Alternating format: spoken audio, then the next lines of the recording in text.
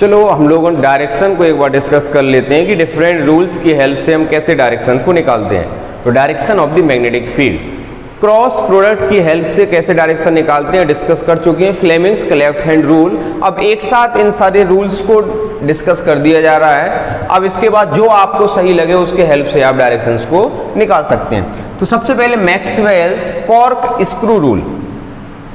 तो screw rule क्या है कि हम स्क्रू है जो आपका, स्क्रू को इस अकॉर्डिंग रोटेट करते हैं। ये आपका जैसे स्क्रू है, ऐसे रहता है आपका स्क्रू है, स्क्रू को हम इस अकॉर्डिंग रोटेट करते हैं कि जो आपको पॉइंट ऑफ द स्क्रू है it is moving in the direction of the current. जैसे आपका करंट ऐसे है, करंट डाउनवर्ड डायरेक्शन में है, तो आपको इसको ऐसे रोटेट करना है कि आपका जो ये टिप है वो किधर जाए, आपका नीचे की तरफ जाए। और स्क्रू को कसना तो जानते ही ना आप, स्क्रू को ऐसे कसते हैं और स्क्रू को ओपन जब कसते हैं तो आपका टिप नीचे की तरफ जाता है और ओपन करते हैं तो आपको ऊपर की तरफ जाता है। तो यदि हम स्क्रू को इस अकॉर्डिंग रोटेट करते हैं कि जो टिप ऑफ द स्क्रू है it is moving in the direction of the current, तो जो हमारा थंब का रोटेशन है, जिस अकॉर्डिंग थंब का रोटेशन है it will represent the direction of the magnetic field. यदि थंब हमारा क्लॉकवाइज जैसे रोटेट हो रहा, कसने के लिए यदि हमें क्लॉकवाइज और यदि खोल रहे तो हमें एंटी क्लॉकवाइज, तो these will be directions of the magnetic field, clockwise और एंटी क्लॉकवाइज।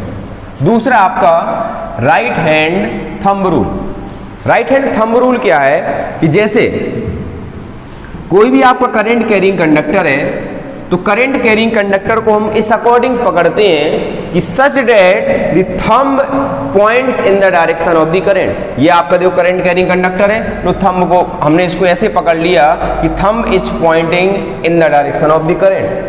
तो the direction in which your finger curls will give you the direction of the magnetic field. देखो आपकी जो फिंगर से कर्ल हो रही है ये हमारा क्या होगा, it will give you the direction of the magnetic field.